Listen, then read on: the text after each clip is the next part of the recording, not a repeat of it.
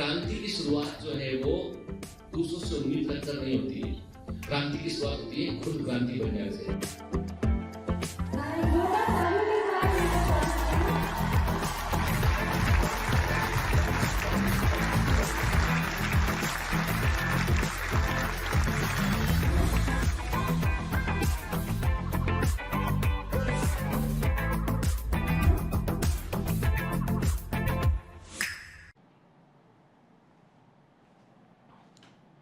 Hello commandos, welcome to Biomentors classes online. I am doctor Jitendra Singh. तो चलिए human health disease में आगे बढ़ते हैं। तो सबसे पहले कुछ प्रश्नों के उत्तर दीजिए, फिर हम आगे बढ़ेंगे। तो पहला तो क्वेश्चन ये है कि बताइए कॉजेटिव एजेंट ऑफ पर्टुसिस, यानी पर्टुसिस किस बैक्टीरिया से होता है, ये आपको बतलाना है। ठीक है, आपको बतलाना है। सिफिलिस किस बैक्टीरिया से होता है, ये आपको बतलाना है। गोनोरिया किस बैक्टीरिया से होता है, ये आपको बतलाना है। ठीक है, प्लेग किस बैक्टीरिया से होता है, ये भी आपको बतलाना है। क्लियर? ठीक है, और टिटनेस किस बैक्टीरिया से होता है, उसका नाम बताइए। ठीक है, तो मैंने कुछ क्वेश्चन आपसे पूछे, इनका उत्तर दीजिएगा। अब हम आगे बढ़ते हैं इस मिनट के। तो पिछली क्लास में बेटा क्या देखा था, हमने बात किया था जो है वो कॉमन कोल्ड के ऊपर बात किया था, हमने फ्लू के ऊपर बात किया था। कॉमन कोल्ड क्या होता है, फ्लू क्या होता है, उनमें डिफरेंस क्या होता है, उसको देखा था हमने। राइनो वायरस के बारे में बात किया था हमने, और हमने कहा भी था कि कॉमन कोल्ड में जो है 25% केसेस में कोरोना वायरस पहले से इन्वॉल्व था। ठीक है, फिर हमने स्वाइन फ्लू के बारे में बात किया था, H1N1 वायरस और उसकी एपिडेमिक के बारे में हमने बात किया था। फिर हमने देखा था पर्टुसिस के बारे में बात किया था कि पर्टुसिस एक गंभीर बीमारी होती है और जो है वो इसमें हम इसको जो है वो हुपिंग कफ भी कहते हैं। तो आपको ये बतलाना है what is the meaning of hoop के हुपिंग कफ में हुप का मतलब क्या होता है, what is the meaning of hoop. Hoop क्या था, मैंने आपको पिछली क्लास में बतलाया था। ठीक है, फिर हमने बात की टिटनेस की। तो टिटनेस में याद रखिएगा बेटा, टिटनेस में जो टॉक्सिन होता है वो होता है टिटेनोलाइसिन, वो होता है टिटेनोलाइसिन के। टिटेनोलाइसिन टॉक्सिन जो होता है वो टिटनेस के अंदर जो है वो जहरीला पदार्थ होता है। और ये वॉलेंट्री मसल जो होती हैं, जो ऐच्छिक मांसपेशियां होती है, वॉलेंट्री मसल होती है, उनमें ये स्पाज्म करता है, एक रैपिड कॉन्ट्रैक्शन करता है और फिर वो रिलीज नहीं होता। इसलिए व्यक्ति जो है at the time of death वो धनुष के समान आता है। देखें, आप देख सकते हैं जो दो व्यक्ति हैं जिनको टिटनेस हुआ है।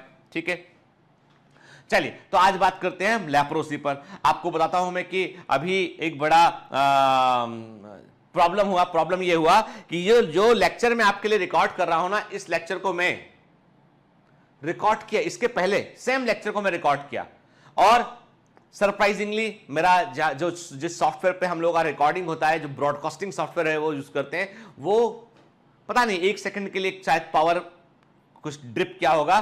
ठीक है, मुझे पता नहीं चला। कैमरा में जो है वो चूंकि वो अभी कैमरे में भी कुछ नहीं हुआ, लेकिन ये पता नहीं वो बंद पड़ गया। मैं 1 घंटा बोलता रहा, देखा रिकॉर्ड कुछ ही नहीं हुआ। देन अगेन फिर से ऊर्जा इकट्ठी करके दोबारा रिकॉर्ड कर रहा हूं इसको मिट के। ये बहुत बुरा होता है। This is really very bad कि आप एक लेक्चर रिकॉर्ड कर चुके हो और वो टक से उड़ जाए, अब फिर सेम उसको रिकॉर्ड करो। तो चलो, आपके लिए तो पहला है, मेरे लिए दूसरा हो गया अब ये। तो हम आज बात करेंगे बेटा किसके ऊपर, लेप्रोसी के ऊपर बात करेंगे। ये किस परिवार का मेंबर है, वही जिस परिवार में आता है tuberculosis, Mycobacterium tuberculosis, Mycobacterium leprae. ठीक है, क्लियर? देखिए इसमें देख रहे हैं यहाँ पे, इसमें आप देख रहे हैं कि जो फिंगर्स हैं, जो टर्मिनल एंड से वो गल के नीचे गिर जाते हैं, यानी इसमें स्किन पर और जो म्यूकस मेम्ब्रेन पे सॉफ्ट टिश्यू डैमेज होता है इससे, और बेसिकली जो है वो ऑर्गन भी डिके होने लगता है सीवियर केसेस में। ठीक है, तो leprosy is a chronic infection, ध्यान रखिए ये धीमी गति से फैलने वाली बीमारी होती है, क्रॉनिक इन्फेक्शन डिजीज के संक्रामक बीमारी है, लेकिन ये लंबे समय में फैलती है ना। इसका जो इनक्यूबेशन पीरियड है, वो कई वर्षों में होता है, 2 से 5 साल, 2 to 5 ईयर इसका इंक्यूबेशन पीरियड ऑफिशियली रिकॉर्डेड है बेटा। लेकिन कई केसेस में ये 20 साल बाद, यानी किसी के संपर्क में कोई व्यक्ति आया और उसके 20 साल के बाद उसको लेप्रोसी हो गया। कितने साल बाद? 20 साल के बाद, 30 साल के बाद लेप्रोसी हो गया, ऐसा भी होता है। चूंकि ये बड़ी धीमी गति से फैलते हैं, तो ऐसी बीमारियों को हम बोलते हैं प्रोसोडेमिक डिजीज, इन्हें बोलते हैं हम प्रोसोडेमिक डिजीज कहते हैं। ये वो बीमारियां होती हैं जो धीमी गति से फैलती हैं। ठीक है, ये एंडेमिक एक पर्टिकुलर एरिया में आपको लेप्रोसी केस ज्यादा देखने मिलेंगे। मुझे अच्छे से याद ध्यान है कि जब मैं पीपल्स मेडिकल कॉलेज में जो है वो वहां पर मैं सीएमओ था, कैजुअलिटी मेडिकल ऑफिसर था, जब नया बहुत समय पुरानी बात है, उस समय पर मैंने देखा एक पर्टिकुलर गांव से पेशेंट हमेशा लेप्रोसी, जब भी लेप्रोसी का पेशेंट है तो एक पर्टिकुलर गांव था, उस गांव से आया करता था उसके। तो लेप्रोसी जैसे ही देखते थे वो बताता था डॉक्टर साहब ये हो गया अचानक से, के कई बार हम लोग ओपीडी में अटेंड करते थे, ठीक है। तो वहां पे देखा पेशेंट के, अच्छा लेप्रोसी का पेशेंट है, झट से उससे उस गांव से हो क्या? हाँ साहब उसी गांव से हूं मैं। नाम बोल दिया करते थे गांव का हम लोग, मतलब इतना कॉमन होता कोई पर्टिकुलर जगह पर। ये वार्मर क्लाइमेट में फैलता है कि it is caused by bacillus and Mycobacterium leprae से होता है, जिसको हैंसन ने डिस्कवर किया था। चूंकि इसे हैंसन ने डिस्कवर किया इसलिए इसको हम हैंसन डिजीज भी कहते हैं।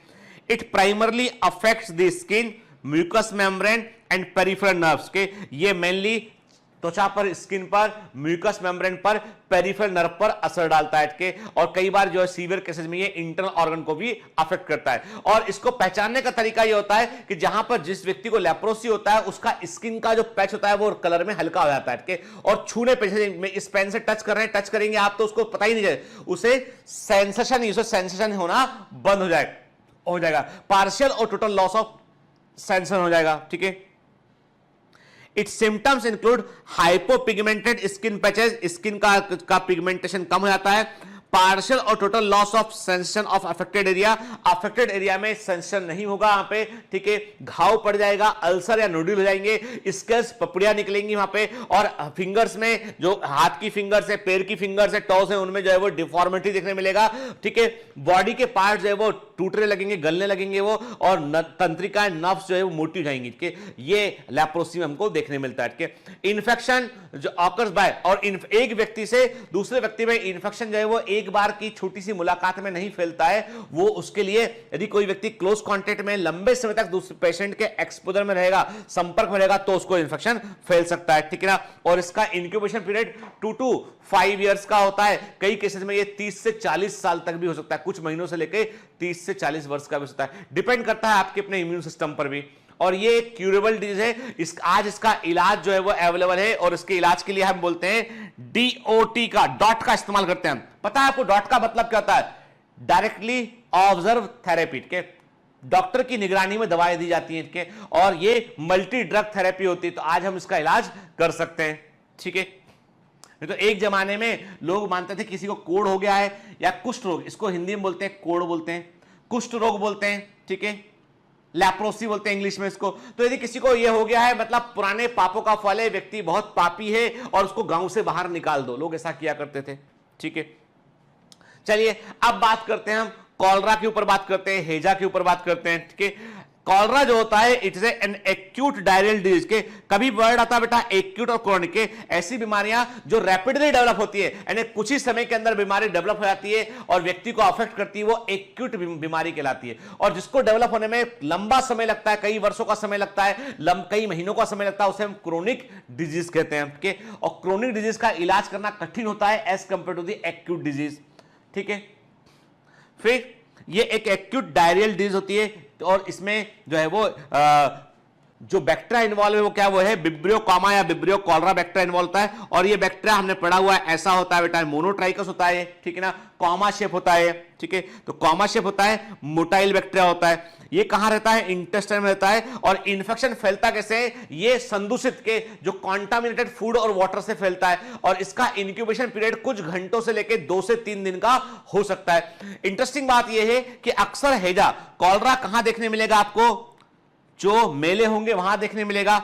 मैरिज फंक्शन के, कोई यदि इन्फेक्शन कहीं पे लग गया है, मैरिज फंक्शन जो बड़ी फंक्शन होंगे वहां देखने मिल सकता है आपको। के बाढ़ आने के बाद, जब बाढ़ आती है कहीं पे तो उसका पूरा सैनिटेशन सिस्टम डिस्टर्ब आता है शहर सिटी का, तो वहां पर देखने मिलता है। नेचुरल कैलेमिटी, प्राकृतिक आपदा कहीं पर होती है तो उसके बाद हैजा वहां पे फैल जाता है, ठीक है। जैसे आपको ध्यान होगा कि बीच में आसाम में हुआ एक बार वेस्ट बंगाल में कभी हुआ। तो जब भी कभी कोई प्राकृतिक आपदा आती है, बाढ़ आती है, उसके बाद सबसे बड़ा खतरा वहां पे होता है, वो होता है हैजा फैलने का, ठीक है। ये हम देख रहे हैं विब्रियो कॉलरा, ठीक है, ठीक है, ये विब्रियो कॉलरा वाटर के अंदर। फिर ये इंटेस्टाइन में दिखाई पड़ रहा है हमको, है ना। और ये बैक्टीरिया करता है टॉक्सिन रिलीज करता है, जहरीला पदार्थ रिलीज करता है, और वो इंटेस्टाइन की सरफेस को इरोड करता है, जिसके चलते क्या होता है, इंटेस्टाइन जो है वो इतना अधिक, इंटेस्टाइन का जो लेयर होता है वो इतना अधिक इरिटेट हो जाता है कि वो कोई वाटर, कोई मॉलिक्यूल कुछ भी एब्जॉर्ब नहीं करता उठ के, इसलिए इंटेस्टाइन कुछ भी एब्जॉर्ब नहीं करती है और बड़ा फास्ट रैपिड पेरिस्टाल्सिस इंटेस्टाइन में होती है, तो कुछ भी खाएंगे वो सीधा बाहर आ जाएगा उठ के, और लगातार वॉमिटिंग भी होती है।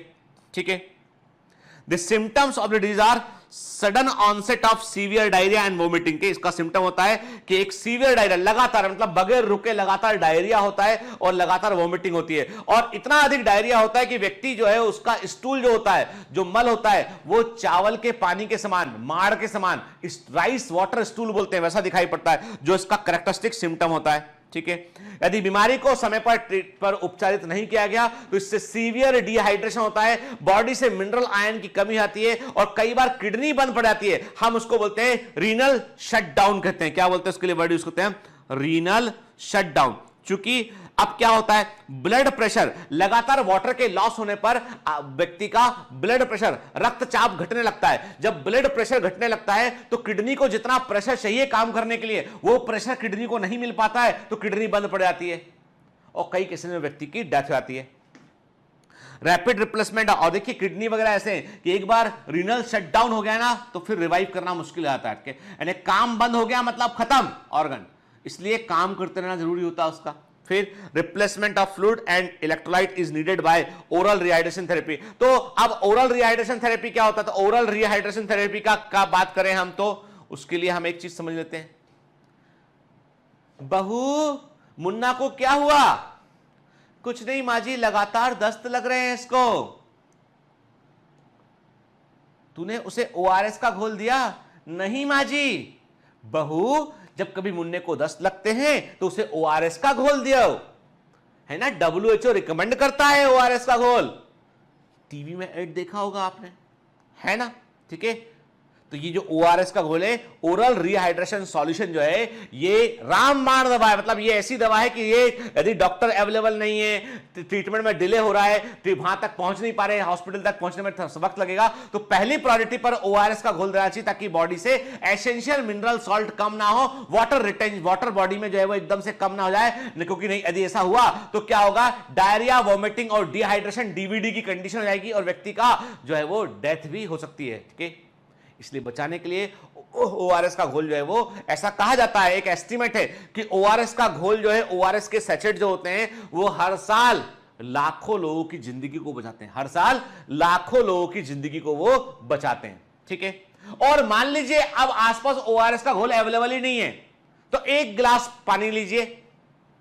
ठीक है, एक गिलास पानी लीजिए, उसमें जो है वो आधा चम्मच शक्कर डालिए, 3 चुटकी नमक डालिए, या 1/4 क्वार्टर जो है वो जो 1/4 टीस्पून जो है वो नमक डालिए उसके अंदर, या 3 चुटकी नमक डालिए, घोल लीजिए उसको पिला दीजिए।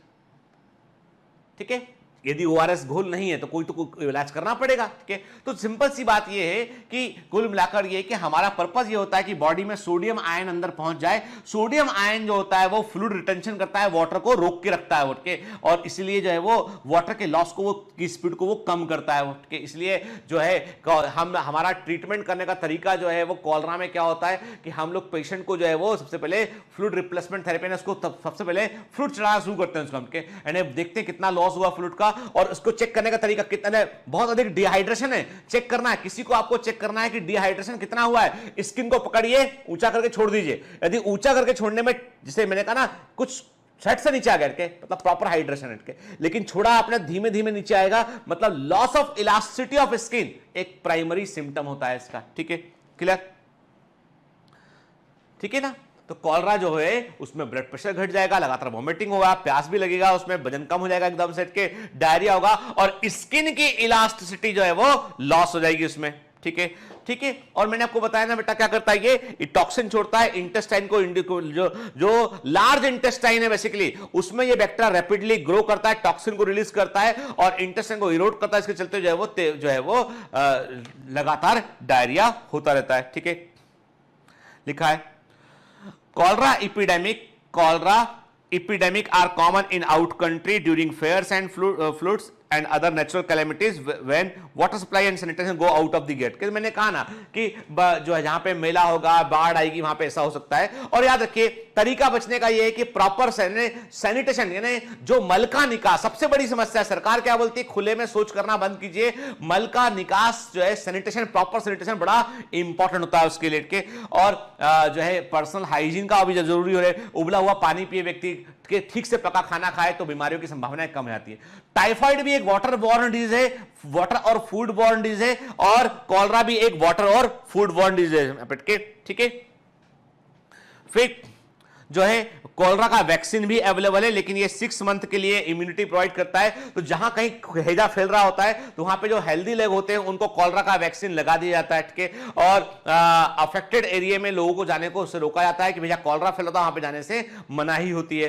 ठीक है, रॉबर्ट कोच ने पहली बार जो है कॉलरा, विब्रियो कॉलरा को आइसोलेट किया था 1883 में।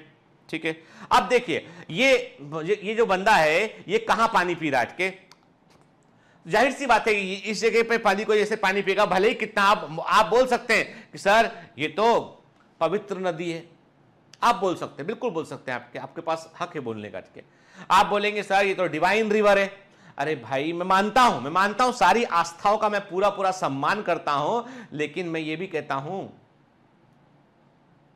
कि तुम्हारा शरीर जो है ना, एक बात बेटा याद रखना मेरिट के, मैं पति की बात बोल रहा हूं, your body is an temple. आपकी बॉडी भी एक मंदिर के समान है, आपका शरीर एक मंदिर के समान है। आप देखिएगा कई लोग जो है भोजन करने के पहले भोजन की थाली को हाथ जोड़ते हैं। ठीक है, भगवान को थैंक्स बोलते हैं।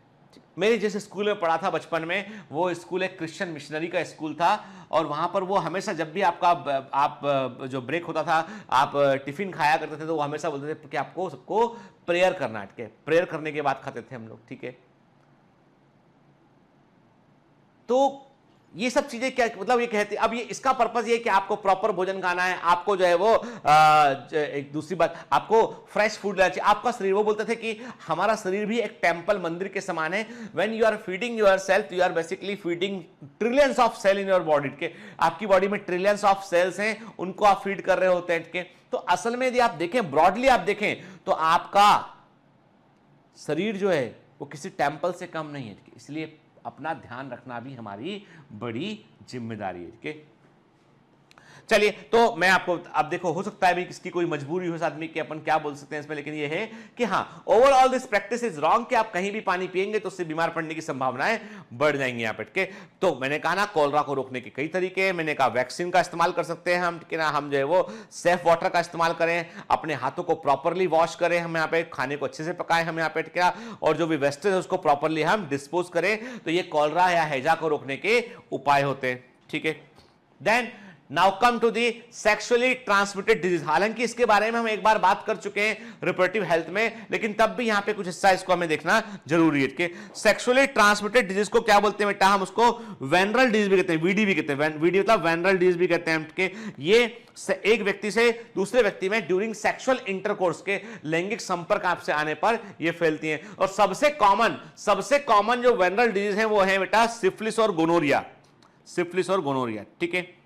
There are about 50 million cases of syphilis and 150 million cases of gonorrhea in the world. के पूरे यानी the most common sexually transmitted diseases are the syphilis and gonorrhea। तकरीबन 50 मिलियन लोगों को सिफिलिस है और 150 मिलियन लोगों को गोनोरिया है दुनिया में। के हालांकि इसके कई सारे केसेस जो है वो रिपोर्ट नहीं हो पाते हैं, क्योंकि लोग बाग जो पेशेंट होते हैं, जो बीमार होते हैं, वे डॉक्टर के पास जाने में शर्म महसूस करते हैं, झिझक महसूस करते हैं, इसलिए समय पर उसका इलाज नहीं करा पाते हैं। ठीक है ना। भारत के अंदर, इंडिया के अंदर जो मेजर मेडिकल प्रॉब्लम है वो है सेक्सुअली ट्रांसमिटेड डिजीज, क्योंकि उसके पीछे एक स्टिग्मा होता है कि लोगों को जो है वो डर लगता है बताने में, लोगों को लगता है कि लोग क्या कहेंगे, तो जो उस डर के कारण लोग बीमारी को अंदर अंदर बढ़ाते रहते हैं, उसका समय पर इलाज नहीं कराते हैं। कि सिफिलिस किससे होता है? सिफिलिस जिस बैक्टीरिया से होता है उसका नाम होता है ट्रेपोनेमा पैलिडम। सिफिलिस जिस बैक्टीरिया से होता है उसका नाम है ट्रेपोनेमा पैलिडम, जो कि एक स्पायरोसाइट बैक्टीरिया है। और ये एक ऐसा बैक्टीरिया होता है जो कि हेलिकल होता है, इस तरह स्प्रिंग यानी हेलिकल बैक्टीरिया होता है। It is a spirochete bacteria Treponema pallidum. ये म्यूकस मेम्ब्रेन को अफेक्ट करता है, genitals, rectus and oral region में, और लीजन्स होते हैं जिससे घाव हो जाता है। इन्फेक्शन जो है वो स्किन है, it is due to the skin contact से इसका इन्फेक्शन फैलता है। इसका इंक्यूबेशन पीरियड जो है वो 3 वीक का होता है ना। ये बीमारी मदर से न्यूबॉर्न बेबी को पहुंच सकती है थ्रू दी बर्थ कैनाल।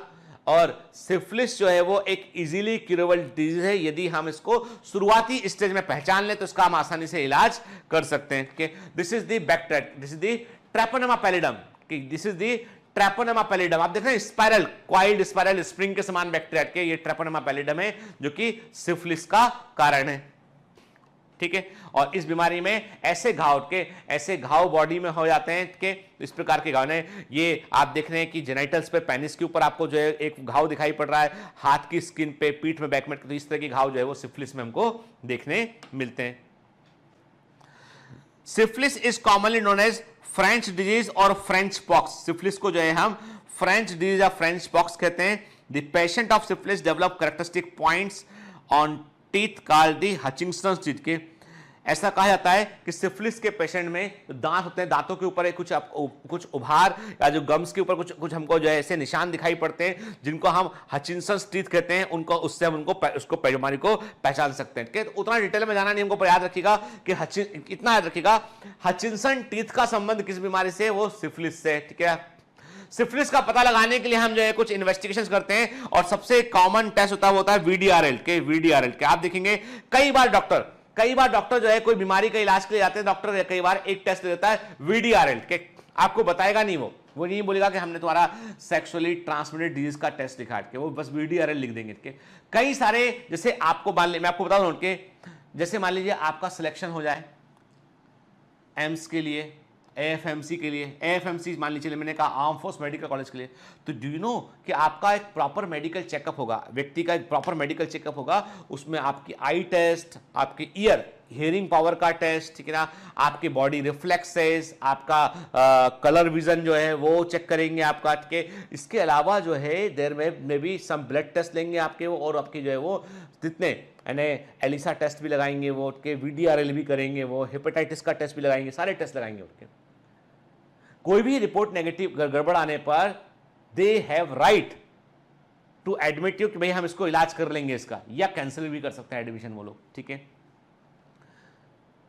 जब मैंने बाहर की यूनिवर्सिटी के लिए मैंने जो अप्लाई किया, एक मैंने जो है वो एमबीए के लिए अप्लाई किया, एक मैंने जो है वो डायबिटीज़ के कोर्स के लिए अप्लाई किया। दोनों समय में मेरे को जो है वो अपने मेडिकल रिपोर्ट्स पूरे फ्रेश, यानी जब आप अप्लाई करते हैं उसी वीक का आपको मेडिकल टेस्ट कराकर उसका रिपोर्ट आपको इमीडिएटली उनको मेल करना होता है, ठीक है। तो वो आपका एड्स का चेक करते हैं, हेपेटाइटिस का चेक करते हैं, वो सारे टेस्ट करवाते हैं, उसका रिपोर्ट आपको देना पड़ता है उनको, तब एडमिशन को कंफर्म करते हैं। Hello, everyone. My name is Newton. I hope you are enjoying. Sorry to disturb you in between lecture, but it's important to inform you. You should download Biomentors app from Google Play Store. We need your support, so please take subscription to become an official commando of Biomentors. Bye bye. Continue your lecture. चलिए, तो serological test जो syphilis के लगते हैं वो है TPI, Treponema pallidum, immobilization test होता है। VDRL is the most common test, venereal disease research laboratory test के, FTA ABS, fluorescent treponemal antibody test और वासरमैन के। तो वासरमैन टेस्ट जो होता है और VDRL, these are the very common test, ठीक है ना, याद रखिएगा। टेस्ट के नाम भूलना नहीं है, मैं पूछूंगा आपसे, समझ गए, ठीक है। Then come to the gonorrhoea. अब बात करते हैं हम गोनोरिया की, बात करते हैं गोनोरिया किससे होता है। ये एक प्रकार के डिप्लोकोकस बैक्टीरिया होता है, इसका नाम है, मतलब 2 स्फेरिकल से बना हुआ बैक्टीरिया होता है, इसका नाम है निसेरिया गोनोरिया के।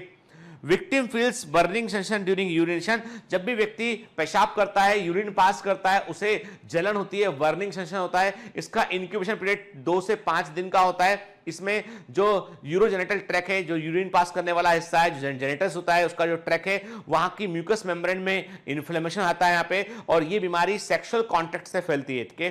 क्लियर। और इस इन्फेक्शन को जो है वो ये इन्फेक्शन दूसरे बॉडी पार्ट्स को भी अफेक्ट करता है। कई लोगों में देखा गया है गोनोरिया के कारण कई लोगों में आर्थराइटिस आती है और फीमेल्स जो है वो उनमें रिप्रोडक्टिव एबिलिटी खत्म हो जाती है just because of the gonorrhoea के।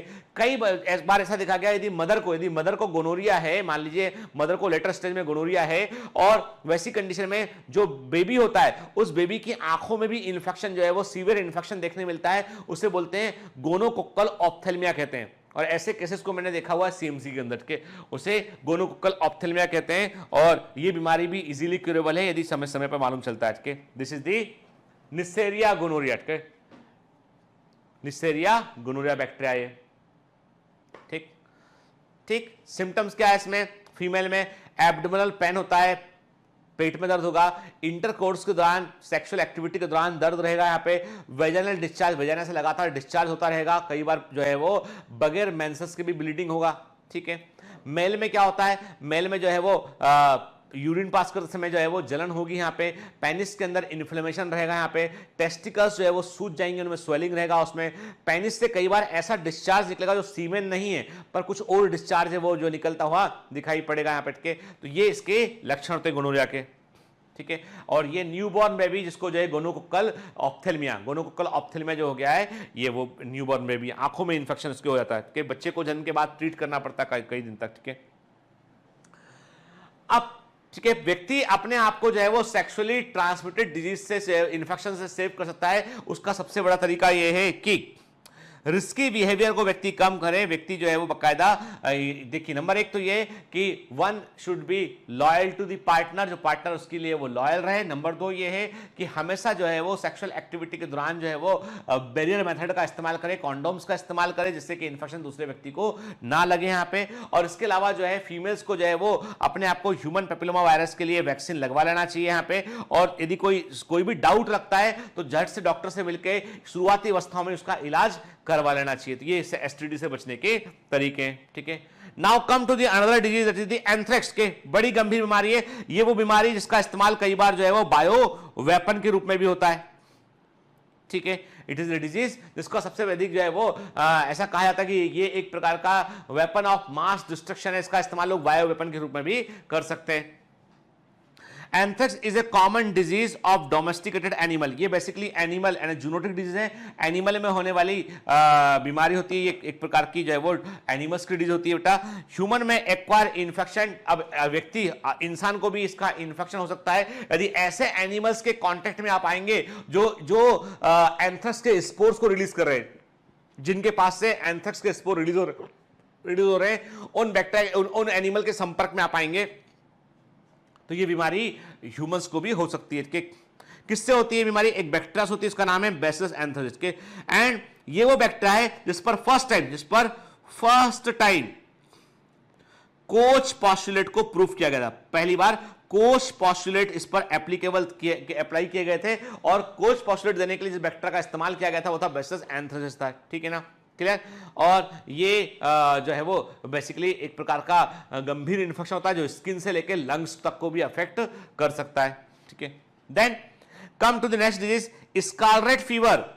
स्कारलेट फीवर किससे होता है बेटा? ये स्ट्रेप्टोकोकस पायोजेंस किससे होता है बेटा? ये फीवर जो है वो एक बैक्टीरिया होता है, इसका नाम है स्ट्रेप्टोकोकस पायोजेंस के। स्कारलेट फीवर भी एक तरह का इन्फेक्शन है जो अपर रेस्पिरेटरी ट्रैक्ट में होता है, फेरिंग्स में होता है, स्ट्रेप्टोकोकस पायोजेंस से होता है। इसमें a toxin produced rash develop as a small goose pimple on the skin within 12 to 14 hour के। एंड स्किन पर छोटे छोटे से जो है वो बॉइल्स जैसे आते हैं, फोड़ा फुंसी जैसा आता है इसमें। और ये जो है देखा है जो इससे टॉक्सिन जो बनता है वो स्किन के ऊपर जो है गूस पिंपल बोलते हैं इसको, छोटे छोटे से पिंपल्स बन जाते हैं। और जो 12 से जो है वो इन्फेक्शन होने के 12 से 24 आवर के अंदर बॉडी पर दिखने लगते हैं। इसके लिए हम जो है वो जो टेस्ट लगाते हैं उसको बोलते हैं Dick test. Is perform to determine the presence of an immunity to scarlet fever के। तो हम जो है इसका पता लगाने के लिए डिक टेस्ट करते हैं जो बॉडी में हमारी बॉडी में बनने वाले एंटीबॉडीज को का पता लगाता है जो स्कारलेट फीवर के अगेंस्ट बने होते हैं, ठीक है। Now come to the most dangerous thing that is the food poisoning, botulism, ठीक है। आपको जानकर आश्चर्य होगा कि हमारे आसपास इतने दुश्मन हैं हमारे के, इतने सारे बैक्टीरिया हैं, वायरस है जो हर समय हमें मारने की कोशिश कर रहे होते हैं और हमारी आर्मी जो है, हमारे इम्यून सिस्टम लगातार उनसे लड़ रहा होता है। तो मैं हमेशा एक बात कहता हूं कि हमारे पास आसपास इतने शत्रु हैं, वो शत्रुओं से पहले हम लड़ लें, उनका हम इलाज कर लें, फिर आपस में लड़ते हैं। आपस में लड़ने का तो मुद्दा ही नहीं है। अभी आप सोचिए ना कि सारी दुनिया जो है कोरोना वायरस से लड़ रही है, ठीक है। ऐसी कई बीमारियां जिनसे लड़ना जरूरी है, ऐसी कई आर्थिक परिस्थितियां हैं जिनसे लड़ना जरूरी है, ठीक है। तो व्यक्ति को व्यक्ति से लड़ने का वक्त कहां से मिलेगा, ठीक है। क्लॉस्ट्रिडियम बोटुलिनम एक ग्राम पॉजिटिव एनारोबिक बैसिलस होता है, बैक्टीरिया होता है जो कि फूड पॉइजनिंग करता है, हम बोटुलिज्म होते हैं। It is the most serious type of food poisoning के, सबसे गंभीर प्रकार की फूड पॉइजनिंग होती है के। इसमें 60% तक डेथ रेट होता है के, यानी 60% संभावना है इसकी फूड पॉइजनिंग होने पे व्यक्ति बचा नहीं पाएंगे, मर जाएगा व्यक्ति के। और इसलिए मरता है क्योंकि वो diaphragm, it paralyse the diaphragm. इसमें जो टॉक्सिन निकलता है, बोटुलिनम टॉक्सिन निकलता है, वो डायफ्राम को जो है पैरालाइज कर देता है। The bacilli release exotoxin to the environment, which is one of the most potent neurotoxic substance. ये सबसे खतरनाक न्यूरोटॉक्सिक सब्सटेंस होता है। मेन सिम्टम बोटुलिज्म के क्या होते हैं? जीभ फूल जाती है, सोलन टंग होता है, डबल विजन, दो दिखाई देने लगता है, vomiting, diarrhoea, fatigue and respiratory failure. Respiratory failure क्यों होता है? क्योंकि जो है वो पैरालिसिस ऑफ डायफ्राम, ठीक है, ये डायफ्राम का पैरालिसिस कर देता है, ठीक है। इसलिए बेसिकली जो बोटुलिनम टॉक्सिन होता है, बेसिकली क्या करता है वो न्यूरोमस्कुलर जंक्शन पे, ये न्यूरोमस्कुलर जंक्शन पे काम करता है। पूछा गया ऑल इंडिया पीएमटी में, न्यूरोमस्कुलर जंक्शन पे ये काम करता है और ये फूड पॉइजनिंग करता है। जिसके फूड पॉइजनिंग करता है, जिसके जो है बोटुलिनम जो है फूड पॉइजनिंग के कारण आता है और ये न्यूरोमस्कुलर जंक्शन पर असर डालता है और डायफ्राम को सप्लाई होने वाली नर्व की एक्टिविटी को बंद कर देगा। डायफ्राम कांटेक्ट नहीं कर पाएगा तो रेस्पिरेटरी फेलियर हो जाएगा, ठीक है। अब कुछ और वायरल डिजीज की बात करते हैं। देखिए अभी मैंने आपसे कहा ना कि एनसीईआरटी जहां पर सिलेबस बन गई है ना, उस सिलेबस को सॉल्व कर रहे हैं अभी हम एनसीईआरटी से बाहर निकल आए। हम एनसीईआरटी से बाहर निकले कुछ इंपॉर्टेंट बीमारियां, डिजीज जिनके बारे में एग्जामिनर ने पिछले 10 सालों में क्वेश्चन किए हुए हैं, उनको हम यहां पर लेते हुए चल रहे हैं, ठीक है। कौन सी बीमारी है क्या आप देखकर आप बता पाएंगे ये कौन सी वायरल डिजीज है? आपने बिल्कुल सही कहा, ये है चिकन पॉक्स के, one of the very common infection जो हमको इंडिया में कई बार देखने मिलता है, स्पेशली जब अर्ली समर होते हैं, गर्मी का मौसम शुरू होता है, तब ये इन्फेक्शन हमको देखने मिलता है, चिकन पॉक्स, ठीक है। It is a common, relatively mild but highly contagious. एक व्यक्ति को हुआ ना तो ये पूरे परिवार को जाता है। इट इज हाईली, बहुत तेजी से फैलने वाला ये इन्फेक्शन होता है, हाईली कॉन्टेजियस के। जनरली आपको जो है वो 10 साल से कम उम्र के स्कूल गोइंग चिल्ड्रंस में ये देखने मिलता है हमको जनरली, के पर हो किसी को भी सकता है। फिर इसका जो वायरस है वो है बेरिसेला जोस्टर वायरस के, it is the chicken pox virus, ठीक है। बुखार आएगा इसमें, बॉडी पेन रहेगा इसमें, डिस्कंफर्ट होगा इसमें, और जो है छोटे छोटे ऐसा लगेगा कि पानी भरे हुए के, ऐसे जो है वो बॉइल्स हो जाएंगे, ऐसे घाव हो जाएंगे, छोटे छोटे से जो है वो फुंसियां हो जाएंगी, जिनको हम बोलते हैं बॉइल्स रहेंगे, जिनमें वाटरी कंटेंट भरा होगा के, ड्यू ड्रॉप लाइक सोर एपर ऑन सक्सेसिव क्रॉप के, उसे बोलते हैं क्रॉपिंग। यानी वो सबसे पहले एक्जिला में होगा वो, फिर बैक में होगा, फिर फ्रंट में होगा, वो चेहरे पे होगा के। तो वो क्या होता है, ये पूरा एक पैटर्न है, जैसे फसल लगती है ना, तो वैसे ये पूरे बॉडी पार्ट पे लगता है, क्रॉपिंग बोलते हैं। The sore opens and fluid seeps out a short time later के, ये फाइनली बाद में ये बॉयल रप्चर करेंगे और उससे फ्लूइड बाहर निकलेगा। यहाँ पे कैसे फैलता है ये? डायरेक्ट, यानी किसी व्यक्ति के डायरेक्ट संपर्क में आने से बीमारी एक व्यक्ति से दूसरे व्यक्ति में ये पहुंच सकती है। क्लॉथ के थ्रू, किसी आर्टिकल के थ्रू, छू दिया के साथ उसके थ्रू पहुंच सकती है। कि इसका इनक्यूबेशन पीरियड जो है इसका कितना होता है? 2 से 5 वीक का होता है, ठीक है। The sore heals without leaving scar के जो चिकन पॉक्स में ऐसा होता है, जो घाव होते हैं, जो फुंसी होती है वो सुपरफिशियल होती है, तो वो अंदर के टिश्यू को डैमेज नहीं करती, इसलिए घाव भरने के बाद में वो स्किन वापस से नॉर्मल हो जाती है। लेकिन स्मॉल पॉक्स में अंदर तक का टिश्यू डैमेज कर जाता है, इसलिए वहां पे घाव नॉर्मल नहीं हो पाते हैं, ठीक है, क्लियर।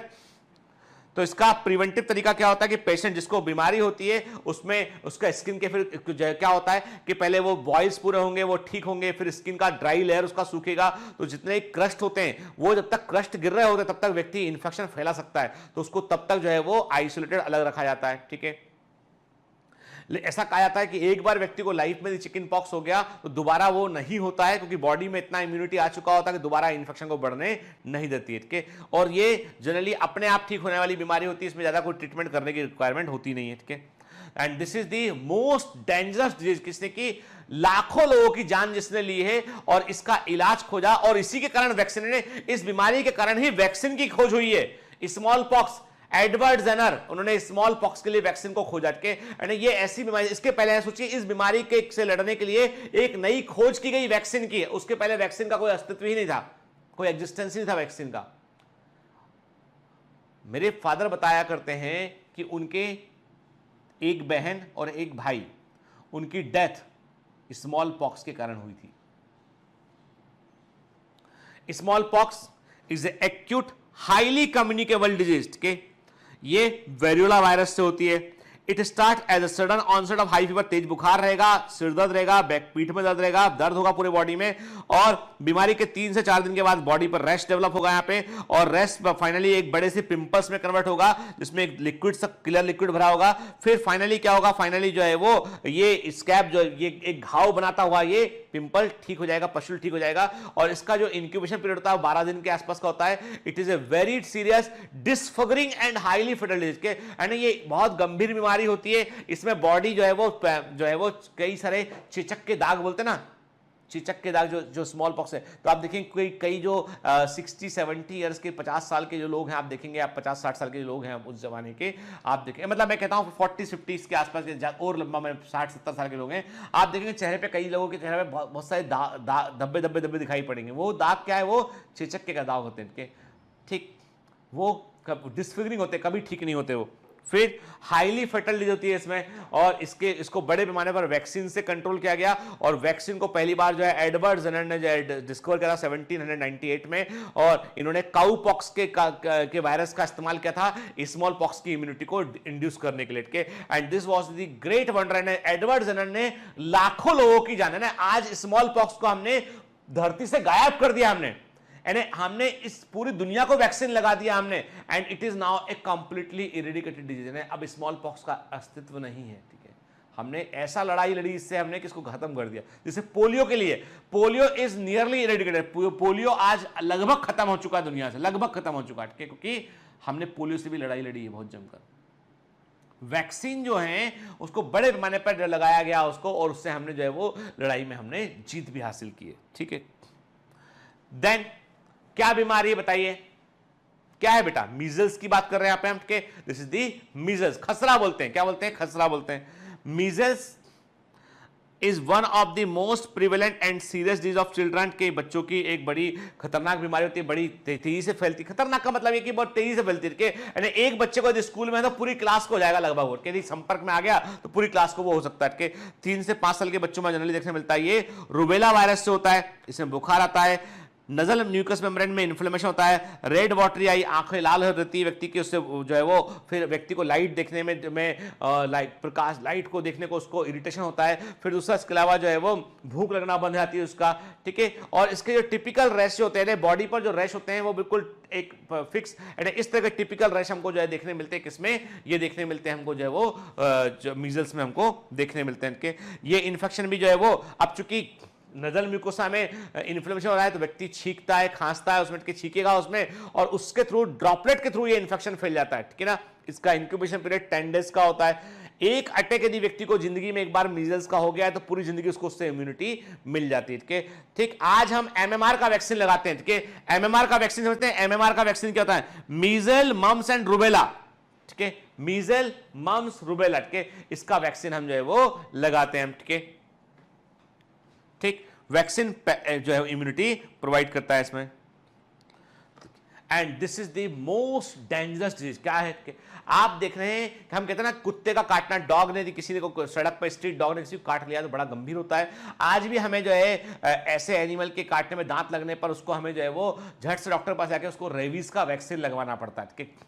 एक जमाना था कि रेबीज का वैक्सीन लगाना मतलब जो है पेट में इंजेक्शन लगा करते थे 14 इंजेक्शन पेट में लगा। अब जो है वो धीमे धीमे वैक्सीन भी बहुत इंप्रूव हो गया है, तो अब उतने इंजेक्शन नहीं लगते हैं इसमें। तो अभी यह है कि ये एक बड़ी गंभीर बीमारी है। और मैंने अपने मेरा एक लड़का मेरे लिए काम करता था, ये बात है कि काफ़ी सब पुरानी बात है, कि एक लड़का था मेरे लिए, वो काम किया करता था, संजू नाम था उसका। तो उस लड़के का छोटे भाई को जो है वो उसने क्या किया, सड़क पर से एक छोटा पपी मिला, वो कहीं से उस पपी को उठा लाया घर में। हमारे घर के सामने उनका घर था, छोटा सा एक घर था उनका, तो उसमें वो उस पपी को पाल लिया। हाँ, तो बच्चों को शौक होता है छोटे पपी को पालने का। बड़ा सुंदर सा पपी था, छोटा सा। वो खेलते खेलते किसी दिन क्या हुआ, उस पपी ने जो है उसके हाथ में काट लिया, दांत लग गया उसको थोड़ा सा। ठीक है, अब चूंकि उसका पालतू पपी था, उसने उसको लेके जो है बोरोलिन वगैरह लगाया उसने, और चिंता नहीं किया उसका। उसने 4-6 दिन बाद पपी मर गया। शक हुआ उनको कि भाई कैसे कुत्ता मर गया अपने आप से ये। और उसी दौरान कुछ दिनों बाद उस लड़के को रेबीज के सिम्टम डेवलप हुए। मैं उस समय गांधी जीएमसी भोपाल में पढ़ा करता था, तो मुझे उसने फ़ोन लगाया कि इसके भैया हम छोटे वाले का नाम मैं भूल रहा हूँ, उसको लेके हम हमीदिया अस्पताल आए हुए हैं, आप हो तो आ जाओ यहाँ पे डॉक्टर जो है वो बहुत भीड़ है यहाँ पे हमीदिया में, तो आप बोलोगे तो देख लेंगे प्रायोरिटी पे। मैं गया हॉस्पिटल, मैंने उसको बोला, डॉक्टर को अरेंज किया मैंने कि भाई इसको लेके जाओ अंदर इसको। तो वहाँ जाके देखा तो अब उसका भाई जो था वो, उसको रेबीज के पूरे सिम्टम आ चुके थे। डॉक्टर ने, जो हमारे प्रोफेसर थे, उन्होंने बोला कि इसको तो पूरा डैमेज हो चुका है इसका नर्व वगैरह, इसको हम नहीं बचा पाएंगे, कुछ नहीं कर सकते, इसमें कोई इलाज ही नहीं है इसका। 100% फैटल, मतलब ये रेबीज एक ऐसी बीमारी यदि हो गई तो 100% डेथ तय है। 1% चांस भी नहीं है बचने का, 1% चांस भी नहीं है। आई सॉ हिम, आपको पता है, मतलब अभी भी सीन देखता हूं कि मैंने रेबीज का पहला और आखिरी केस देखा है ना। रेबीज किसी को होता है, मैंने पहली बार और आखिरी बार देखा। उस समय पेशेंट ऐसा कोई दिखा ही नहीं अस्पताल में कभी। वो लड़का, उसके जिसे पता ना, लार, पूरी लार साइड से टपकना शुरू हुई उसके बाद जैसे हम जॉम्बी वाली मूवी देखते हैं ना, जॉम्बीज कि व्यक्ति जॉम्बी में आता है, कोई गिलास में पानी लेके आ रहा है ना, तो उस पानी को देख के वो दौड़ जाया करके, और उसकी आवाज वॉइस जैसे डॉग की आवाज थी ना, वैसी वॉइस उसकी।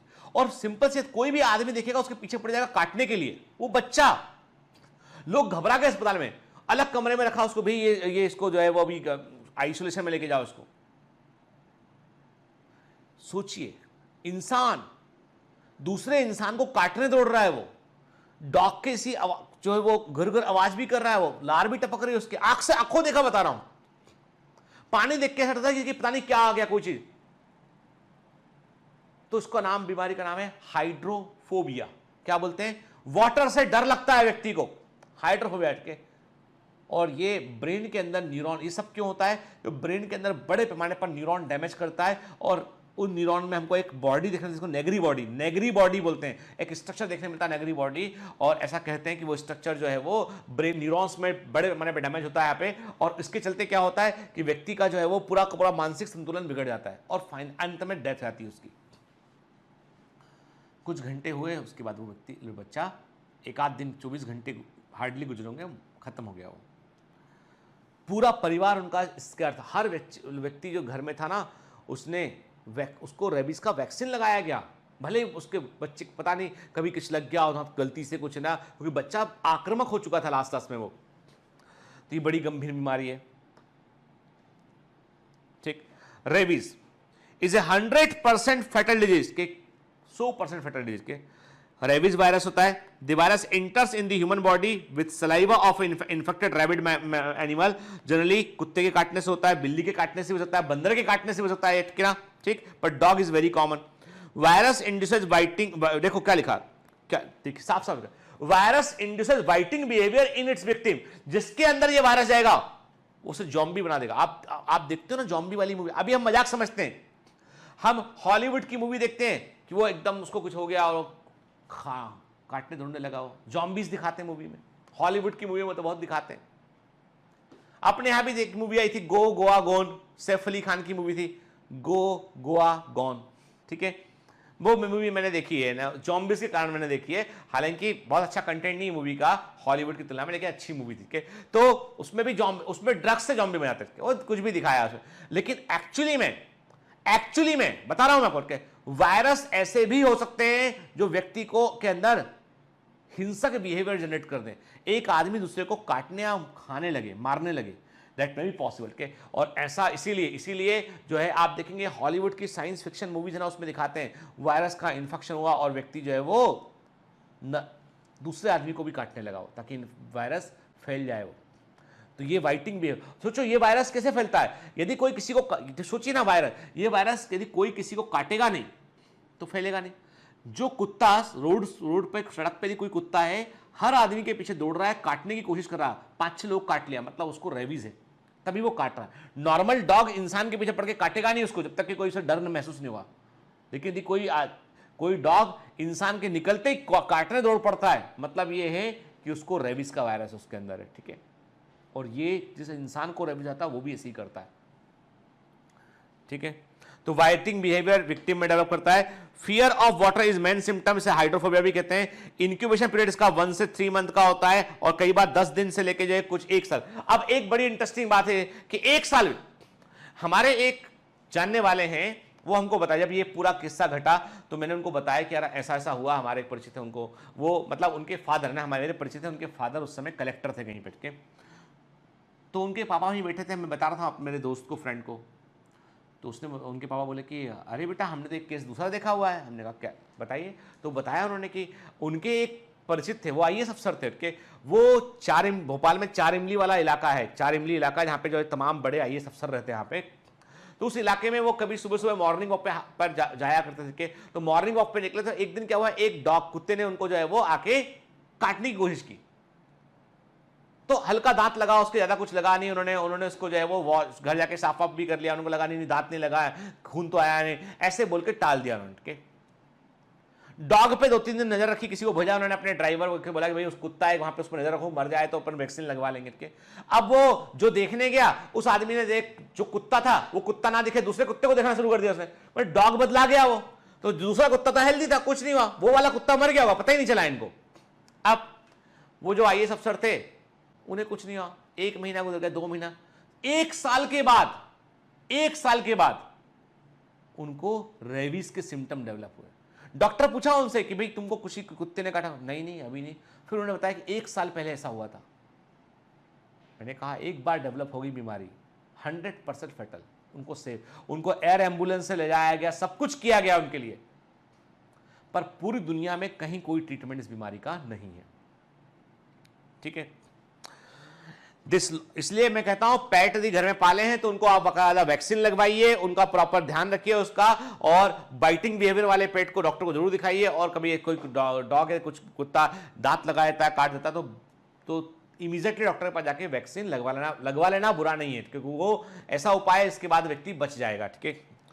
This long period of incubation makes it possible for a rabies vaccine after a bite to develop immunity and prevent the appearance of the disease। के चूंकि अब देखिए रेबीज का वैक्सीन क्यों अच्छा होता है, क्योंकि कारण ये है कि इस बीमारी का जो इंक्यूबेशन पीरियड है वो 1 से 3 महीने का है। कितना? 1 से 3 महीने का है। इस दौरान यदि आपने वैक्सीन लगवा लिया है तो बॉडी का इम्यून सिस्टम एक्टिवेट हो जाएगा, बैक्टीरिया की संख्या बढ़ने के पहले इम्यून सिस्टम एक्टिवेट हो जाएगा और बीमारी को वो कंट्रोल में कर लेगा, ठीक है। The pet should be watched for 10 days। कुत्ते को ध्यान रखिए, 10 दिन तक देखिए, उसको ऑब्जर्व कीजिए कि आफ्टर इसने काटा उसने, उसके बाद कि जो है वो यदि वो कुत्ता किसी और को नहीं काटता है, नॉर्मल है, वो किसी और को उसने नहीं काटा है, मुंह से लार उसकी जो है गिराता नहीं है, बाइटिंग बिहेवियर उसका और डेवलप नहीं हुआ है, तो मतलब वो खतरे वाली बात नहीं है, ठीक है। रेबीज के सिम्टम में क्या होता है कि कुत्ते जो है वो जो डॉग में मैडनेस के सिम्टम, पागलपन के सिम्टम आते हैं, वॉइस डॉग का बदल जाता है और एक्सेसिव सलाइवेशन होता है, ठीक है। रेबीज डॉग को का सिंपल तरीका ये कि रेबीज का डॉग जैसे को लगता है कि रेबीज डॉग को, तो नगर निगम को इन्फॉर्म करते हैं और वे इसको डॉग को किल कर देते हैं वो लोग, ठीक है। रेबीज का जो ट्रीटमेंट है वो जो है वो लुईस पास्चर ने डिस्कवर किया, इन्होंने जो है वो इसके लिए उन्होंने जो है वो इम्यूनाइजेशन को, उन्होंने रेबीज का वैक्सीन उन्होंने तैयार करके। अब देखिए ना, यदि आप अपनी बुक से, यदि आप अपने मानव सभ्यता के इतिहास से, यदि आप मानव सभ्यता के इतिहास से एडवर्ड जेनर को डिलीट कर दें, रॉबर्ट कोच को डिलीट कर दें, लुईस पास्चर को डिलीट कर दें, अलेक्जेंडर फ्लेमिंग को डिलीट कर दें, सालमन वॉक्समैन को डिलीट कर दें, 5-6 लोग हैं, 10 लोग गिनोगे, चलो 40 लोग जोड़ लेते हैं बाकी। समझ रहे हैं आप मैं क्या बता रहा हूं आपको? उठ के ये जो इंसान है ना, जो ये कर गए, ये किसी भी देवी देवता जिसको बोलते हैं आपके, या तो आप ये बोल दीजिए कि ये उनका ही अवतार थे, ये ऐसा बोल दीजिए, या वाकई में मानिए विज्ञान को कि ये इनके पहले तो इतना भयंकर त्रासदी था, तो ये लोगों ने पूरा मानव सभ्यता को क्या दिया इन्होंने, आप सोचिए ना कितना बड़ा चीज है कि रेबीज 100% फैटल वैक्सीन ना होता तो कोई तरीका ही नहीं था बचने का, के स्मॉल पॉक्स कितना खतरनाक बीमारी के उसके लिए, तो ये नमन है। यानी ऐसे लोग जो है वो सच में पूजने लायक हैं और इनका अनुसरण हमें करना चाहिए। ठीक है, जब आप इनका अनुसरण करेंगे ना तो आप वैज्ञानिक रिसर्च की ओर बढ़ेंगे, आप खोज की ओर बढ़ेंगे, आप कुछ अच्छा करने की ओर बढ़ेंगे। डंडा लेके एक दूसरे को बात मनवाने की बात नहीं करेंगे आप कि मैं सही हूं तू गलत है, तू कहेगा नहीं मैं सही हूं तू गलत है। पंथ को लेकर लठ नहीं चलाएंगे हम, तब कलम को लेकर टेस्ट ट्यूब को लेकर कुछ खोज रहे होंगे हम। ठीक है, नेक्स्ट मम्स के, अब अगली क्लास में बात करेंगे इसके ऊपर, इसके बाद नेक्स्ट क्लास में बात करेंगे। आज सीरियसली बता रहा हूं कि आज मैं लंबा लेक्चर लेने के मूड में था, लेकिन मेरा पहला घंटे का जो लेक्चर है ना वो अकेले, आप सोचो यदि कैमरा रिकॉर्ड ना कर रहा हो, रिकॉर्डिंग ना चल रहा हो, तो फिर तो यार ये पागलपनी है। अकेला आदमी, कोई बच्चा भी सामने नहीं, कोई स्टूडेंट भी सामने नहीं, कोई सामने नहीं, कैमरा भी बंद पड़ गया तो आप भी चलेगा उठ के, कैमरा बंद पड़ गया मतलब आप जल्दी निकल गए, तो छुट्टी आज तो क्लास में। बड़ा बुरा हुआ यार, 1 घंटा का एनर्जी जो है वो चला गया पूरा। चलिए कोई बात नहीं, दोबारा मैंने रिकॉर्ड किया इसको, हमने कहा यार ऐसा थोड़ी ना होगा, सिस्टम बंद पड़ेगा, हम थोड़ी ना है, हम तो अपना जुनूनी आदमी है, करके दिखाएंगे, है ना। तो चलिए बेटा पढ़ते रहिए, मेहनत करते रहिए, all the best.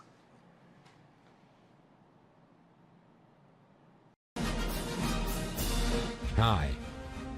To become an official commando of Biomentors, join us at www.biomentors.online.